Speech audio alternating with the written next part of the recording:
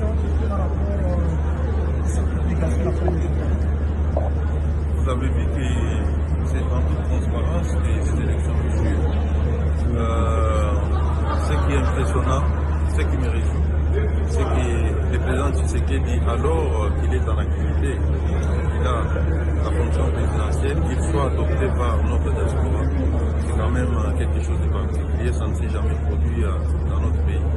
La diaspora est toujours réputée se ranger dans l'opposition, mais là, on a montré le contraire et je pense que cette tendance va s'élargir dans les pays. Un mot au diaspora qui me suit. Un grand merci d'avoir choisi pour la continuité et non pas la remise à zéro. Et au Kenya? Une fois encore, merci beaucoup. Moi-même, je suis candidat, vous le savez, à Moamba. Je suis en train de battre tous les records. Je suis fier des Kinois qui nous font confiance. VPN, est-ce qu'on peut avoir une idée de comment se dérouler ces élections en termes d'incidents, en termes de morts, s'il y a eu? Qu'est-ce que vous pouvez nous dire par exemple? Les morts, nous n'en avons pas enregistré jusque-là, mais des incidents, il y en a eu. Il y a une rumeur folle, par exemple, qui a circulé dans les Kasaï orientales, selon laquelle, si on appuie sur les candidats numéro 1, c'est plutôt le candidat numéro 3 qui était validé, c'est totalement faux.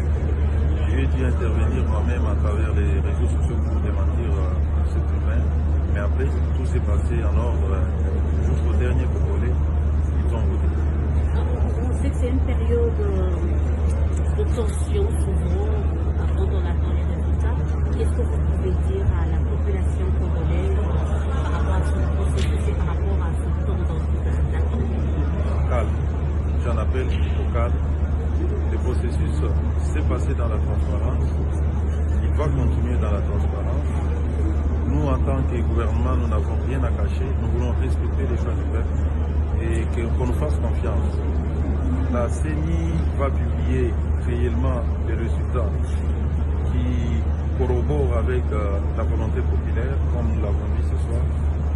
Je ne peux pas manquer de souligner que je suis impressionné par les votes de nos compatriotes de la diaspora qui est réputée toujours dans l'opposition. Voter pour un président en exercice dans la diaspora, en tout cas, c'est quelque chose d'inédit. Et je pense que cette tendance va s'étendre à travers le pays.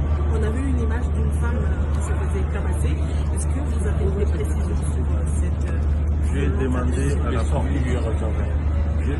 à la police d'élargir les enquêtes, de saisir les auteurs de ces faits, de cette barbarie.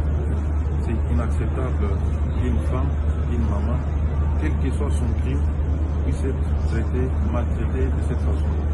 J'ai demandé au commissaire provincial et aussi j'ai appelé le procureur général de Kasai oriental pour qu'on poursuive les auteurs de ces faits et qu'ils soient traduits en justice et condamnés conséquemment à leurs agissements.